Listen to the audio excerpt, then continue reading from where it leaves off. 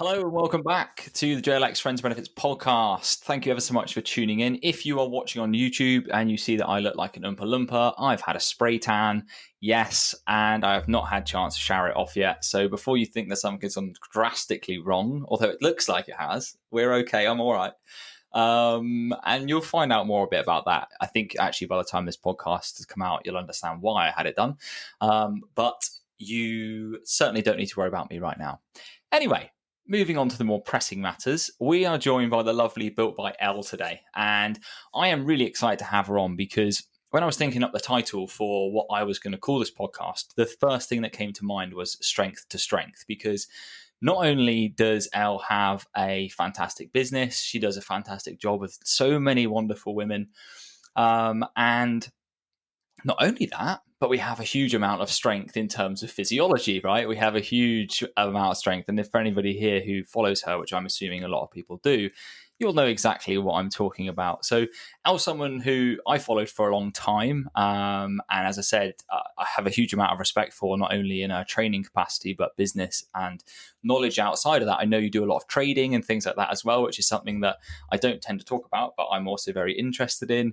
And of course, we have another thing that we're both very interested in, and that is, of course, coaching people. So I'm not going to introduce you any further. I'd love for you to kind of give yourself a shout out here. Let us know, or the people know who maybe aren't so aware of you, what you do, a little bit about that, and we'll kick this off. Perfect. I mean, lovely introduction. I always just sit there like, yep, nodding my head. But I am Ellen, better known as Elle or Built by Elle, previously known as Booty by Elle, which I feel like has quite a significant place in kind of the journey that maybe you or even my followers have seen, and kind of like the pivotal shift from going from Booty by Elle to Built by Elle.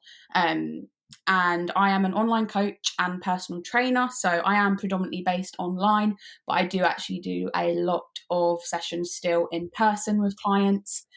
It's something I absolutely love. I love like face-to-face contact with people. And I felt like that's the biggest part in my coaching journey that has contributed to furthering my own knowledge, just with actually physically coaching people in person.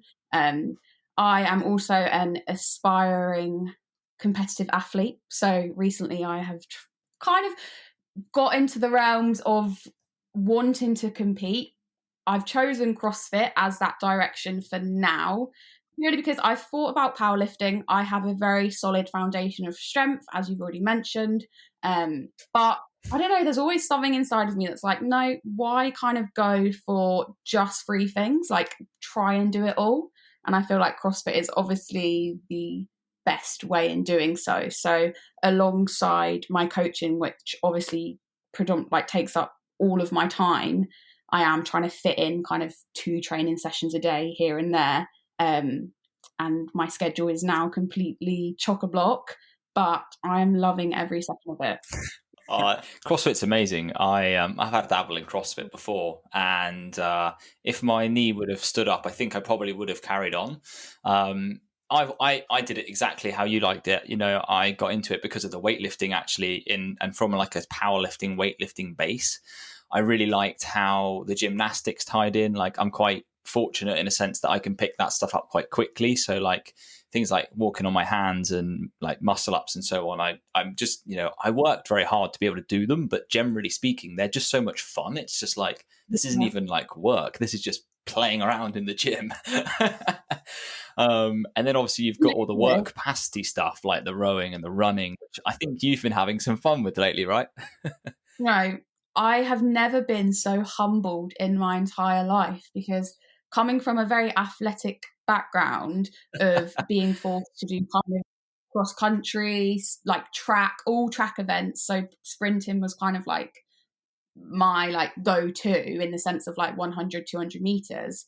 But I was still kind of doing like cross country as well, which I absolutely despised. And I feel like it gives me a bit of like PTSD with it. Now coming into doing like having to do kind of like sprint intervals, but we're not talking sprint like 100 meters. We're talking like 1,000 meters, which has proven to be like very difficult. But it's crazy how much progress you can make in such a short period of time when you actually dedicate yourself to it, which I think is where I was going wrong previously. I'd be like, oh, I'll go for a run. In lockdown, everyone was like running. So I was like, oh, do you know what? I'll dabble in that, see how it goes. Hated every second. But it was just because kind of I think I wasn't actually dedicating myself to it. And now I am seeing the progress week by week with my running improving. I'm like, okay, like I am getting better. I can feel myself getting better. Even though I still kind of, during it, I'm like, I want to stop. My calves are screaming at me. And it's not fun, but I love it in a sense. It's interesting, isn't it? I was talking to someone. In fact, I was talking to my barber about this. He was saying, I don't know how people train their legs more than once a week. It's horrible. And I said, that's exactly why. That's exactly why. I said, because people started training them more than once a week. And by doing that, you get better at it. But not only do you get better at it, your body gets more adapted to it. You're less likely to be in so much pain all the time. And that helps the enjoyment. And I think running is one of those things. I think any sport which is based on repetition, so like running, cycling, swimming, if you do them once a week, they're going to hurt like shit every time you do them. And then if you do them like twice a week, sure, like the first couple of weeks is harsh. But after that, I think you start to become more adapted and your body's like, okay, this is something we're going to be doing more often. Let's probably try and do something about that. And it becomes a little bit better. It's never like much better, but I think a little bit better. Mm-hmm. I think that's kind of tied us perfectly into kicking this off then. So you mentioned in your intro, which I thought was really interesting and something I've always 100% agreed with, and that was the in-person coaching has contributed well to your online coaching. Could you just take us right back to the start? So what got you into coaching in the first place? And then like a little bit about your journey, maybe how you went from not coaching to in-person to online, or a little bit about that. I think it'd be really interesting to know some more. 100%. So I feel like my journey's pretty cliche with a lot of kind of other females. So kind of started documenting my own journey online. So kind of followed the same structure of I got an Instagram account, got a YouTube account, was documenting my training sessions, built somewhat a bit of a following. People began to show interest. And I was like, okay, people are asking me questions, like they are intrigued to know like my thoughts, how I train, what I do, why I do it. And this was kind of in my gap year between college and uni, because I had every intention of going to university. And within that year, all of my friends had gone. Like I had like near enough no friends in my hometown still, like some obviously, but like not friends that you talk to on a regular basis. But I was basically like left in my hometown with kind of nothing to do. I was in a retail job, which at the time was kind of like paying my way, but really like socially I wasn't really spending any of the money. Developed a deeper kind of passion for fitness coming off the back of always loving it. And then that's when I started my Instagram as well. And during that time, I think just like going to the gym that I was going to, like a couple of personal trainers there were coming up to me and being like, oh, a girl mentioned you at the desk today, or oh, this person like said they followed you on Instagram today. And like it was just kind of, I was getting kind of a lot of interest in the sense of either in person at the gym, like people would approach me or ask me questions, and I felt so kind of useless in the sense of I can only give them personal experience instead of actual knowledge to go with that. So I was like, let's get a qualification of some sort. So I did my level 2, level 3 fitness instructor in personal training. Had a bit of trouble with that because I got screwed over by a company online, had to then basically redo the whole thing again, which isn't too bad because it's quite like a very basic course in its sense, in a sense. Yeah. But yeah, basically then redid the whole thing again, which like helped because it meant that I was just kind of like regurgitating the same information, but making sure that I was knowing the basics of it. And this is coming off of the back of in college, I did PE. So I felt like I had quite a strong background on just like anatomy and like physiology anyway. But yeah, I got my qualifications. Yeah. I then kind of was a bit like, what do I do now? I went for a load of PT, like in like personal training interviews to work in just like, I don't know, just like a standard gym, not like what are they called? Like a chain gym, um, and no one Oh wanted yeah, me. yeah. Like that's how it felt. Like nobody wanted me. Oh, Honestly, like I went shame on them. for quite a few interviews, and I was like, right, okay, like something's not connecting clearly, and I think it's just because I lack the confidence within my own knowledge, and you only kind of really like gain that knowledge and confidence through experience. And I was like, nobody's given me experience. Like, what do I do? And then I started just with coaching a few friends, coaching of a couple of girls I went to the gym with, not in the sense of they were paying me, like I was doing it for free.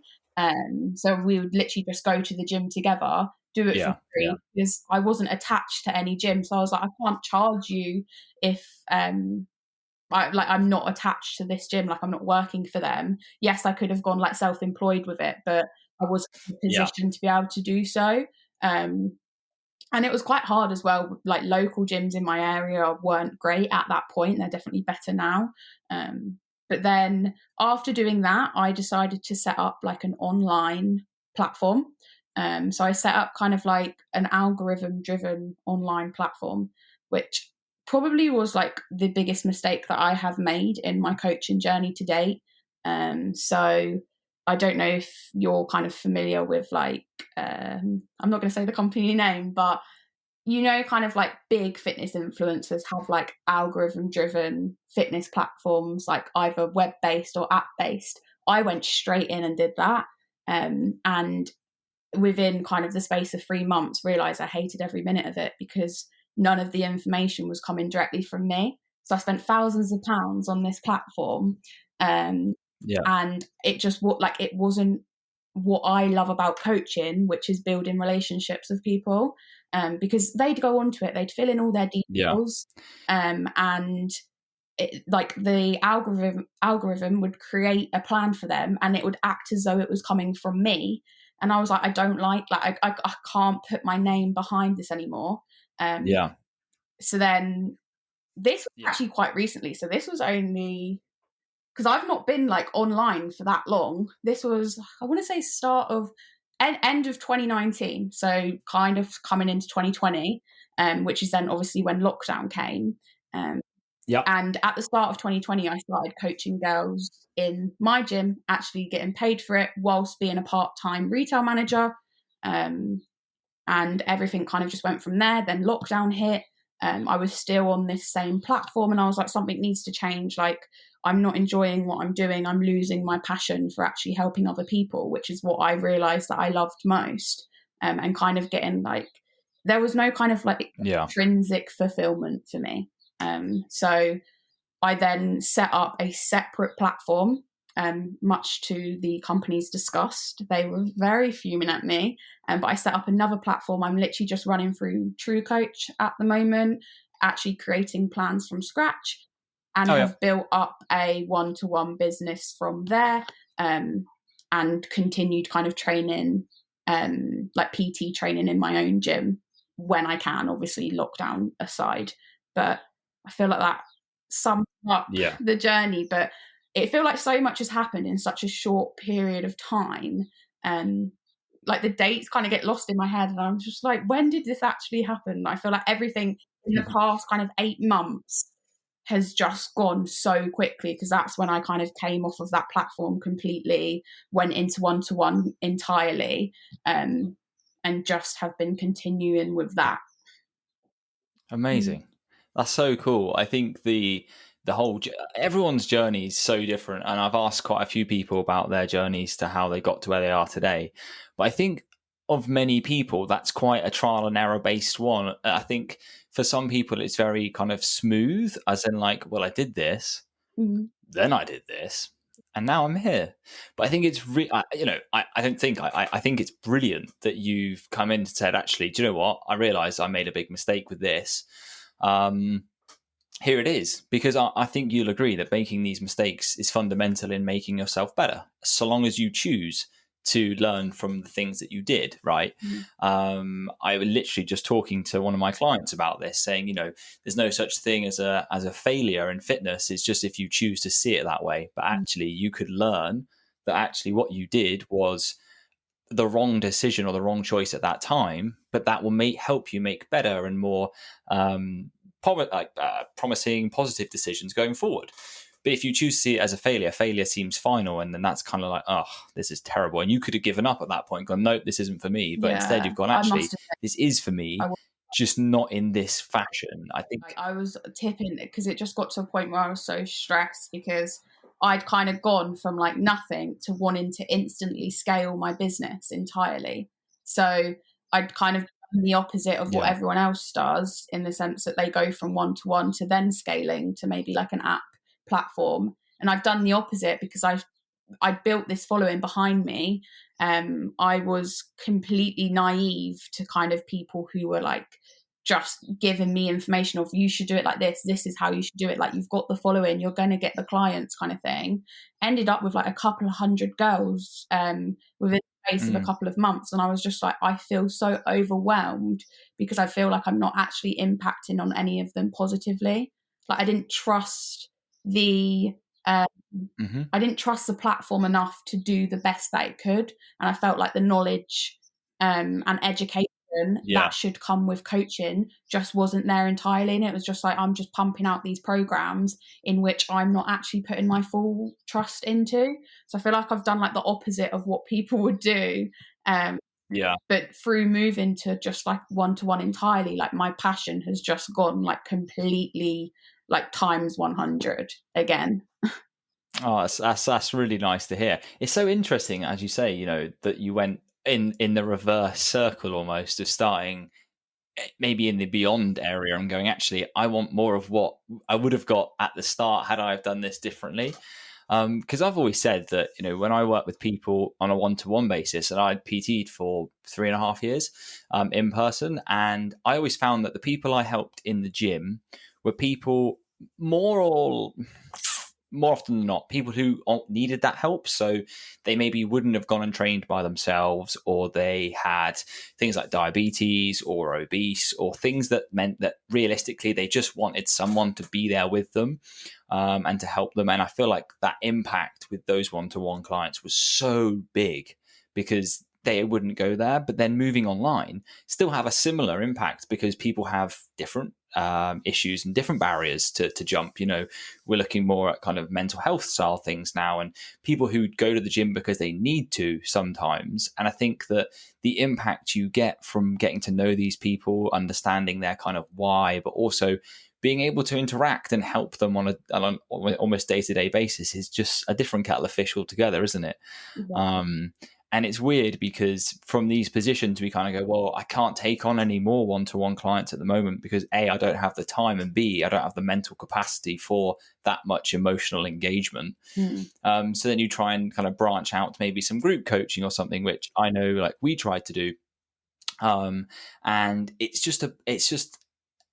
just not the same in a sense. Like I feel like I know how much I can help these people, and then group coaching just doesn't seem to make sense in that kind of sphere. But Mm. it's something which you're able to help loads more people, and it's like I should be able to reach out and do that. So that's an exciting step. And I think looking forward, based on what you've done so far, is there anything that you're kind of excited to do, or you're thinking, maybe that will be the next thing I do? Or is it more a case of just, hey, I'm loving what I'm doing, I'm going to keep going?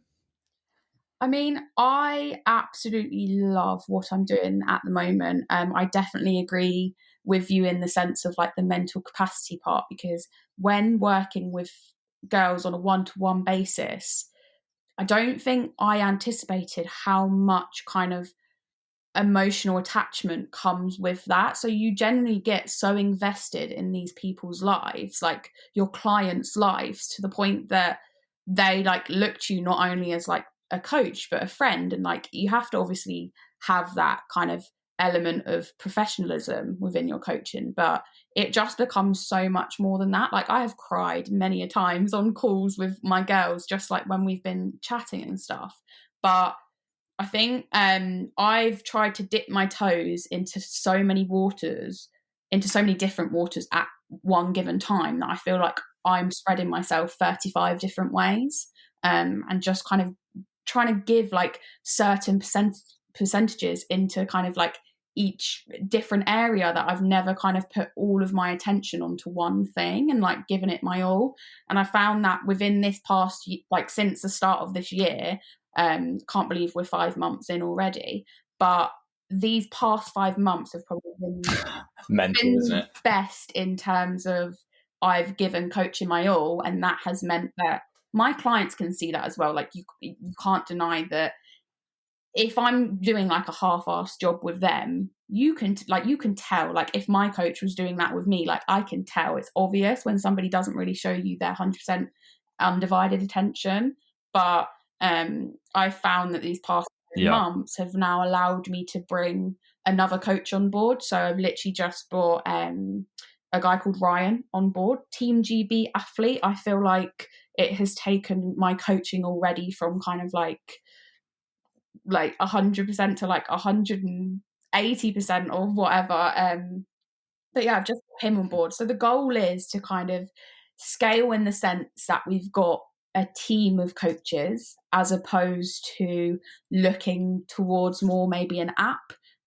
Because that's always been in the back of my mind that I feel like I have Mhm. to then create my own bespoke app. And don't get me wrong, one day maybe I would love to do that. Yeah. But right now it's definitely more so about the personal side of coaching. So being able to bring on like-minded coaches to myself and then work with like an array of different people, so offering different services in that sense. Because Ryan's a nutritionist, and obviously that's something that as an online coach and personal trainer you can't really, I mean a lot do, but you can't really kind of give too much on that, in that sense, because it's not your niche, it's not your area of expertise. So I had to bring on kind of a nutritionist for that side. Yeah. But no, the dream has, like, if we're talking like actual goals of what 100% I am like looking to happen, I have been looking at trying to get my actual own gym. And it's kind of figuring out how that would work best, in the sense of, do I buy land and then just like purchase a load of storage containers and build upon that? Because with land, you can scale it massively. Like I have so many kind of like thoughts and Yeah. just like trickling around in my mind constantly that I want to do, but I don't want to kind of get into that mindset of constantly going for the next thing all the time, and then being overwhelmed Yeah. with being busy. But no, the goal has always been to get my own gym. And I think that's kind of like at the forefront of what I'm trying to make a reality, in that sense. But buying land is very expensive. But in terms of my thought process, I would much Could buy 5 gyms. I would much rather have a gym than a mortgage on a house. That's kind of like how serious it is to me in terms of like what comes first. Yeah. Yeah. You can live in a gym, but you can't build a gym in your house. Exactly.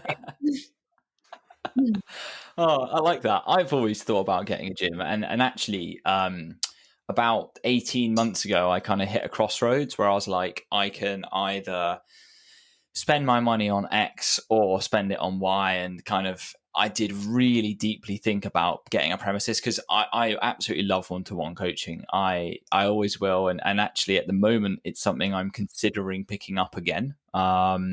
Just because I could make some time for it, and I feel like it's just a love of mine. I thought, do you know what? If I owned a gym, then I could just do it when I fancied, and I could do all my online work in the gym whilst I was there anyway. So it seemed like a really nice thing. And now I'm glad I did not do that, based on the fact that COVID struck last year. And obviously I would have been like 6 months into that contract. So I'm pretty happy that didn't come to fruition at the time. But like Mm, you, I think it's definitely something that going forward would be a really nice thing to have. And I just, even now, I don't know about you. In fact, you train from home, don't you? I mean, you got a sick gym, but mm, having kind of gone back to the gym, I find myself walking around and being like, oh, I just want to go over there and help that person, because that could be so much better for them. Or like, I'll see someone struggling to do something. I'm like, oh, I just want to go and help this person. I'm like, just do your own session. They probably don't care. Leave them alone. No, I completely agree. So cool. No, I completely agree. I think a deep part of my passion comes from actually doing like one-to-one PT sessions. Like I've got a couple of sessions this evening, and it's something I'm always going to block out time for because I know how much kind of fulfillment it gives me. And just because I know how much it's like expanded my Yeah. knowledge and experience already, that I'm just like, if I'm not doing it, I don't feel like I'm going to be like continually learning as much as what I could. Yeah, I think being in person taught me Mm. tons. And like people say to me, "Hey, could I be an online coach without doing in person?" I'm like, "Yeah, sure you can." I know some people have done a great job of it. I don't think it has to be a prerequisite, but I do think that it gives you, when you're in the face of someone, seeing them struggle and hearing it straight from them, or watching them try and do an exercise, it gives you that kind of empathy. It gives you that understanding of, okay, this job is not just sitting behind a computer screen and being like, fuck it, have some back squats and an RDL. That'll do. There you go. Sweet leg session. It's about understanding how these people are going to actually do that. Or, oh, look, you've never done a leg session before. Don't worry. We'll give you 300 lunges. If you've seen the pain that goes through somebody's eyes because they can't actually do the movement. And I've coached some people who are dyspraxic before. And you see these people trying to do like a lunge, and it's like you can see the cogs turning and the frustration kick in straight away. So I think when you're in the face of that person, it's not just a computer you're dealing with at that point. It's a person you're dealing with. It's an emotion you're dealing with. And I think it teaches you something that maybe you can't learn over the internet or in a book or even on a call like this. It's something that you get a feel for in the person. And I don't know about you, but I think from a personal perspective, that's something I kind of miss. I miss being in that realm almost. Do you know what I mean? Yeah. 100%. And as well, kind of like with corrective exercise. So as much as kind of, so on with like my onboarding process, when I bring kind of girls onto the team, we'll do like a movement assessment prior to any kind of program that I'll write them, just with like 4 bodyweight movements, and just kind of getting a feel for how they move without any load, and whether we're looking at any kind of like mobilization restrictions. And even that, in a sense, like there's so much difference with viewing somebody through like a video call and then actually doing that movement assessment in person, because you're literally seeing like that 360 view of how they're moving. And it's taught me a lot kind of like with Yeah. exercise, and yeah, just expanding my knowledge. And I definitely think that it's very rewarding actually seeing kind of like the satisfaction in somebody's face and kind of that spark in their eyes when in person they might like move without any kind of pain or niggle for the first time in God knows how long, or they might like up their weight by 2 or 3 kilo and they're like, how am I doing this? And it's kind of that expression in their face that I have found that gives me the most kind of fulfillment. Like I love it. So I definitely say go back to it. No, I think I will for sure. So we talked about this real briefly at the start, and you obviously introduced that you're doing CrossFit now. Mhm. I wanted to ask you a question, which was, when did you realize you had a knack for being strong? Now, I want to make this very clear first and foremost. I do not think this is luck. I know how much hard work goes into being strong, and nothing pisses me off more than when people are, oh, they're just naturally strong. Yeah, of course. You just walk into the gym for the first time and squat 100 kilos. Yeah, that's exactly how it works. There's being naturally strong. Sure, like some people are always going to be stronger than other people, but you still have to have the mindset. You still have to have the commitment. You still have to have the hours of training that goes into being able to actually do that. I think people forget that strength is as much a skill as it is an ability to actually be strong. So when did you first kind of realize, like, holy shit, I'm actually, these weights don't feel heavy, and I'm looking at someone else and going, like, they can't do this. Does that make me like superhuman? I don't know. Yeah.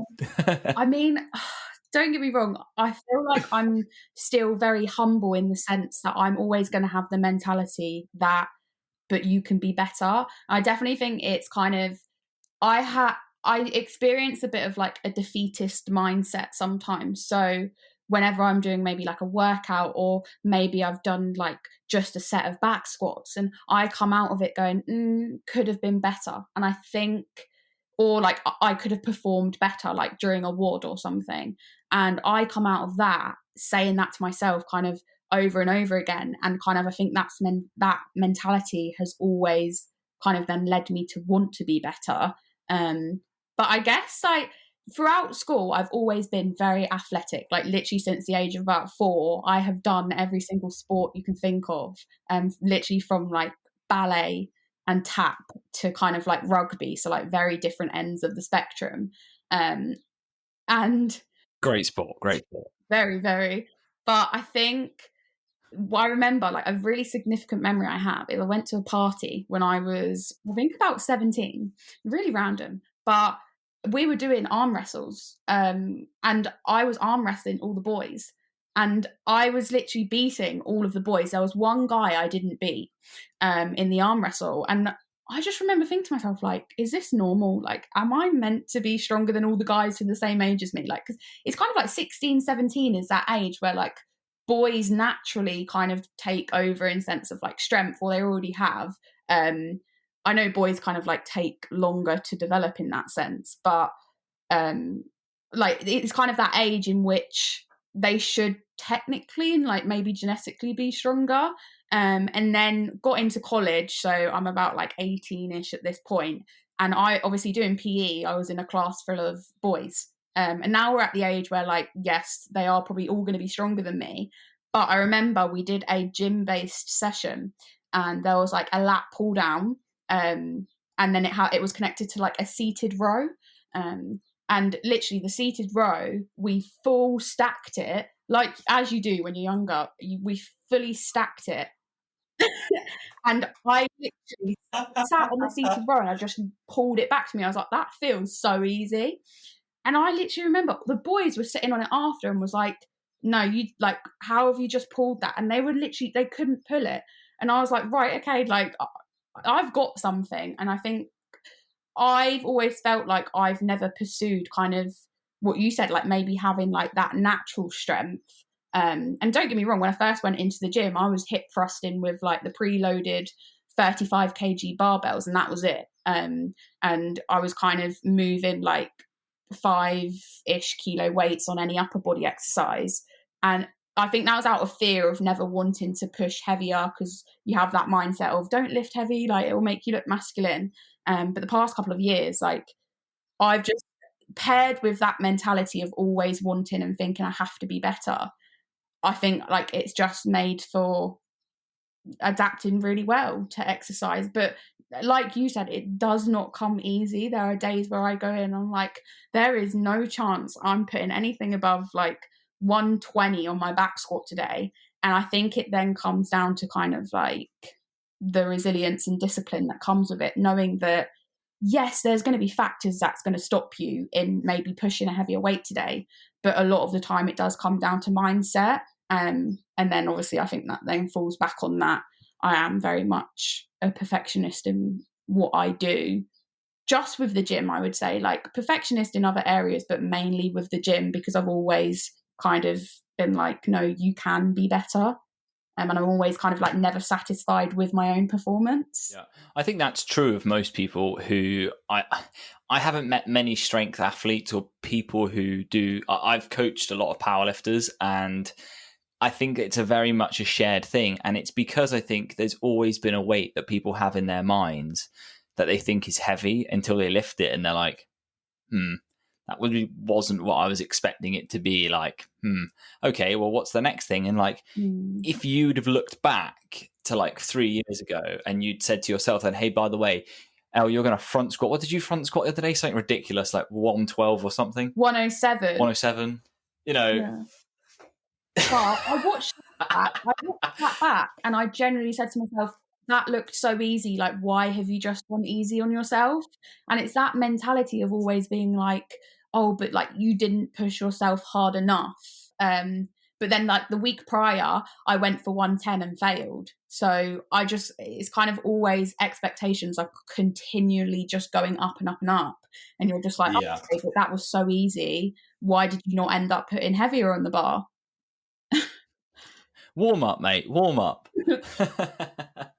Honestly. I think though that it's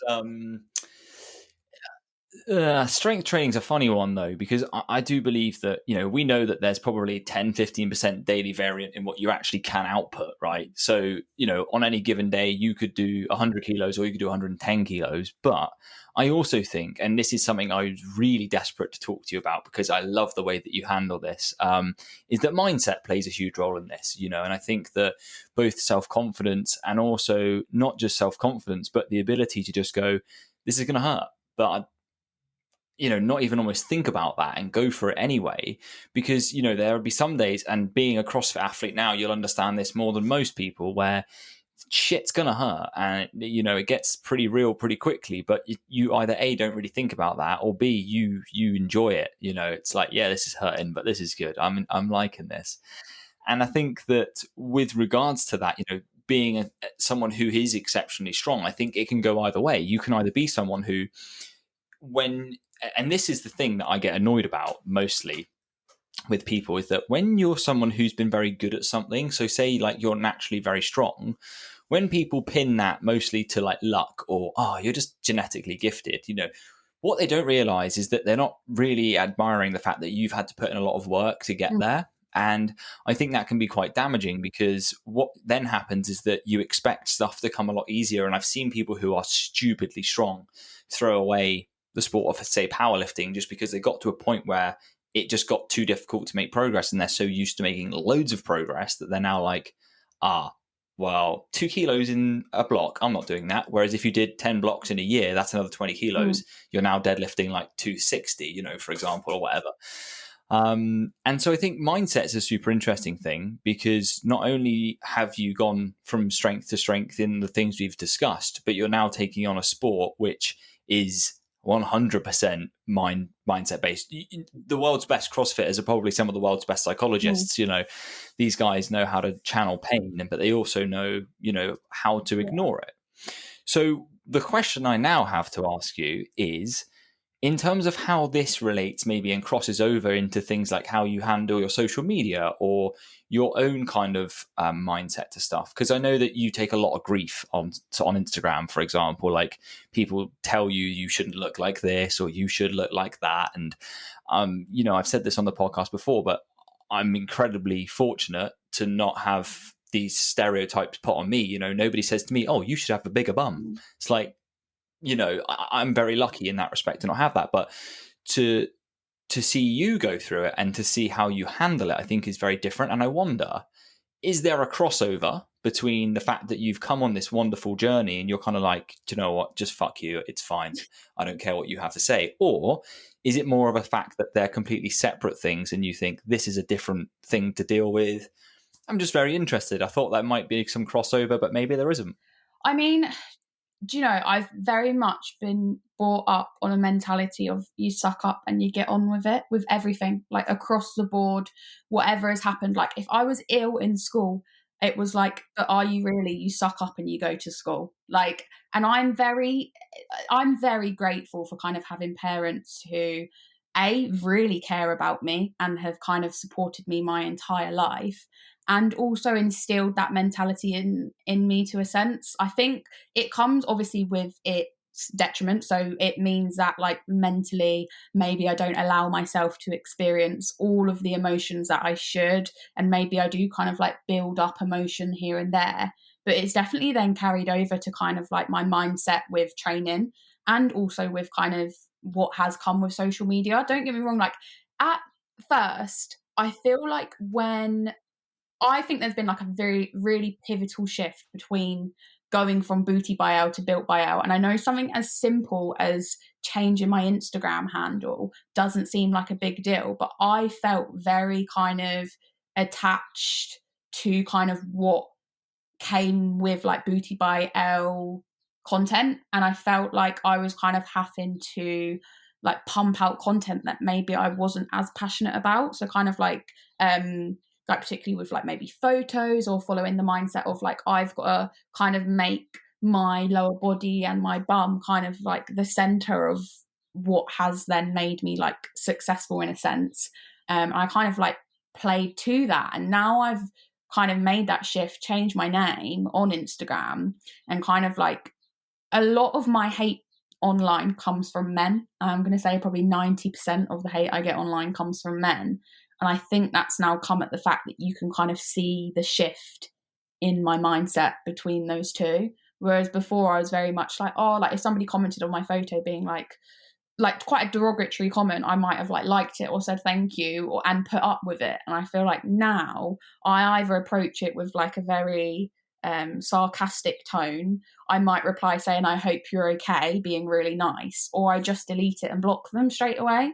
And I think that comes from kind of having a bit of like a suck it up mindset, but equally at the same time, I think there is a crossover between my like resilience that I've built through training to then how I approach social media, in that everything I do now is entirely for me, whereas before I feel like I was trying to please everyone else, whereas now it is very much, this is me. If you don't like it, you know where the door is, like just unfollow me, just block me, like I don't care whether you follow me or not. And yeah, I definitely say, particularly if we look at training, you have to be able to like go through times within your training where you really kind of take yourself to like a dark place, in the sense there's going to be days where you really can't be bothered, or there's going to be kind of sessions where you're just like, every minute of this is really going to hurt. But it's the element of challenge that I have always loved most. Like if something feels easy to me, I don't want it, in a sense. Like I always continually want to be challenged. And I think that definitely crosses over to why I feel like I'm probably my most like confident and I don't give a shit attitude that I am now, in a sense, like online. And I actually had a conversation the other day with somebody online, and we were just kind of discussing that no matter what you do, like there's always going to be somebody coming at you with like the complete opposite opinion. Like you cannot please everyone. And I think where I was trying to do that for so long, it got to a point where I was just like not enjoying any of it. And now I'm just like pumping out content that I love. I kind of respect myself a lot more, in a sense, with what I put out online, whereas maybe before I didn't. And yeah, it just comes with like complete confidence within myself, which I think I have training to thank. Like, because I don't think if I'd gone through kind of like those times within training where I am taking myself kind of out that like safe zone circle, I'd be nowhere near as confident as what I am now.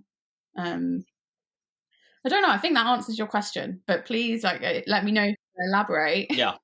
No, that's absolutely wonderful. You absolutely answered the question. I think there's so many intricacies there. I asked a difficult question because it was kind of a 4-pronged point, but you know how you've tied those together, I think is fantastic. So yeah, thank you firstly for answering the question, because obviously it can be quite difficult. But I think as well, in terms of how you've handled that then, and kind of your approach, like if you had to say to somebody else, say for example, somebody listening to this podcast now is training in a way that maybe they think they should, but not in a way that they want to. So, for example, maybe they're doing lots of HIIT and lots of cardio, but really they want to lift some weights. And they're like, yeah, but I'm kind of worried that like my friends won't agree with it or my family won't agree with it. Like, do you have any advice that maybe you would give to them based on your journey? And you mentioned how you now feel more like confident in yourself, maybe a bit more happy, I guess. Anything that would cross over there? It's actually such like a prevalent topic in all of the girls that I coach now. Like there are a lot of females that I coach that have come from a background of maybe like doing a load of HIIT workouts, or like I have one client in particular, she won't mind me saying, but her parents are very much so against her lifting, like in the sense that like it's gotten to a point where she has been considering like stopping because there's so much pressure coming from her family and that she shouldn't do it. Like it's not what females should do. Like you get too big, like it blows my mind. But I think where it has been such a prevalent topic, it's very different than with my approach of how I kind of talk to each one of my clients, based on kind of what their reasoning is, maybe with not wanting to get into it. But I think with like lifting weights, with kind of building strength, I don't think you realize kind of the empowerment, like the self-empowerment that actually comes with it.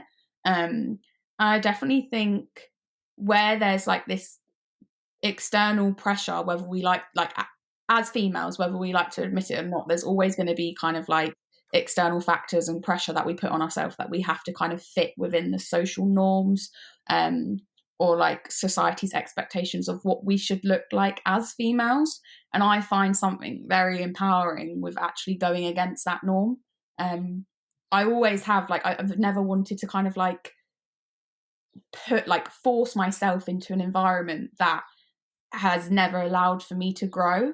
And like, I did kind of a bit of a metaphor on my page the other day, in the sense of like, if we were to look at our kind of like fitness journeys as like a puzzle, we can be like constantly trying to like put this puzzle together like throughout our whole fitness journeys, and it may come to a point in which we look at that puzzle and we go, oh, like, I've been trying to fit the wrong pieces in, like this isn't meant for me. And I think if we look at kind of then what we're doing in the gym and even outside of the gym, as kind of, we shouldn't like force ourselves to like change what we want to do and change our mindset, like if it doesn't come with true fulfillment and true passion. Like, if you're not doing something for yourself, who are you doing it for? Like, who else are you trying to impress? Like, that's definitely a question that I ask my girls a lot, and they just look at me like, oh gosh, like this is quite intense. But I'm just like, who are you actually trying to impress except you? Like, who else are you trying to impress? And they literally just look at me like, I don't know. And I was like, but is that not your answer? Like, if you're not doing it for you and for your own fulfillment, like, who else out there? Like, nobody's going to hold your hand whilst you're doing a hit circuit and say, oh no, like, and force you to enjoy it. Like, it's got to come with actually enjoying what you're doing. And if you're just forcing yourself to go through the motions of doing stuff that you hate, you're going to get to a point where you end up resenting probably fitness as a whole, because it doesn't come with an element of love for it. And I think like all of the girls that I coach now are kind of at a point in which they have grown like genuine passion for it. Like, some of them have even set up like Instagram accounts to like document their journey. And I read their posts, and I send them like screenshots of our old conversations sometimes. I'm like, do you remember when we were talking about this and you told me that you like were hating life, and now you're posting a picture of yourself saying like, oh, I love how good these leggings make me look, or I love how good I feel now that I can do a full push-up. And I think like it definitely comes with as well switching your mindset from maybe like an aesthetic driven program to more of like a performance driven program. Like, we can always have aesthetic goals, but I think when we kind of like are able to switch maybe between the mindset of, I want to do this because I want to look this way, to I want to do this because I want to feel this Yeah. way, kind of like going from looking to feeling, I think can change a lot as well. Yeah, I think it changes a lot in the way that you perform your daily things. So like I notice a lot, like lately, a lot of people are kind of going along the lines of like performance based training.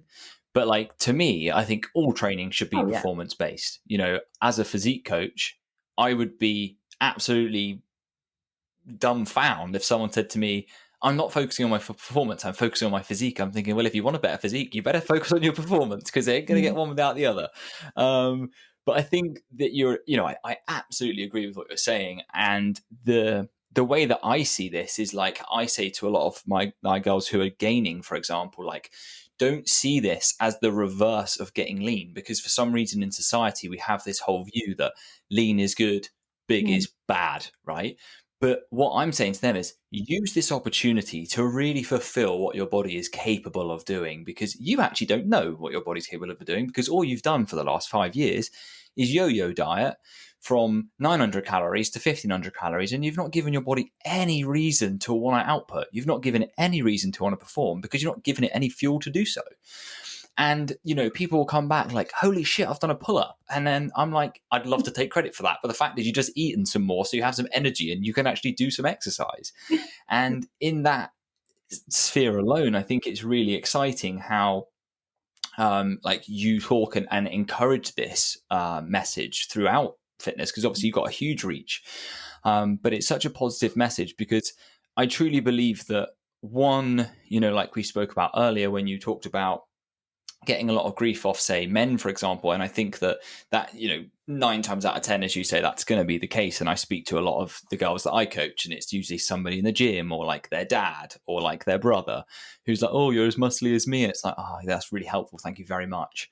But I think when you can see the inner empowerment that this kind of stuff has, in the sense that you're going to the gym, you can feel yourself getting stronger, you are able to see what your body can do, which means you're able to hopefully appreciate all the stuff that your body can do. And I feel like then you start to take more out of the emphasis you've always put on having a lean physique because that's good, versus actually, I'm just going to do what my body is here to do. And that's perform. I can lift some more weight. I can do some more reps.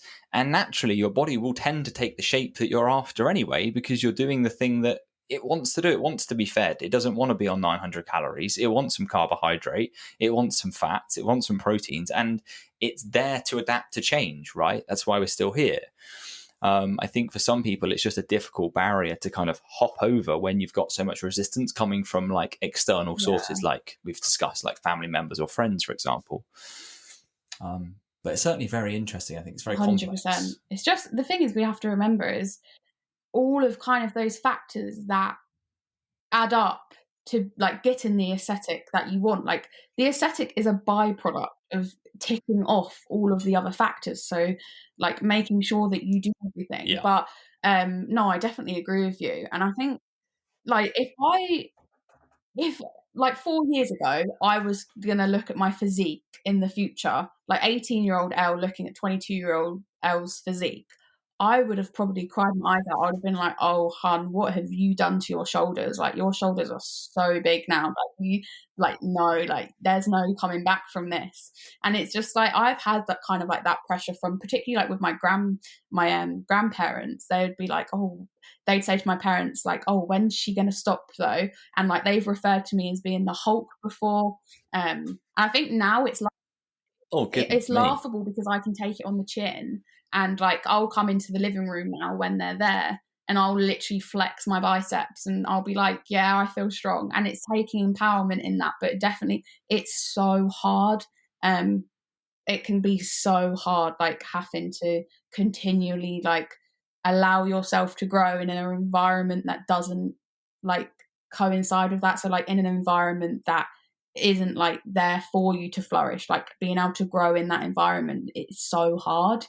So like I completely empathize with girls when they do kind of say, but like I don't want this to happen. But I do think when you start to appreciate what your body can do, you really kind of like switch your perspective of things. And something I saw the other day which was really nice, it was just like, it was talking about body neutral. So instead of kind of like always being like body positive, like we know that there's probably going to be times in which we might look at our stomach in the mirror, or like I might look at my glutes and be like, gosh, you have really deflated. That's not what we wanted. And like my trap, like when I look in the mirror, I just look at my trap sometimes. I'm like, gosh, like you are girthy. But I just like body neutral, kind of like having that opinion and that view that there's always going to be parts of your body that ideally you probably would want to change, but knowing and accepting of what your body can do instead of how it continuously looks takes away kind of like a massive side of that pressure.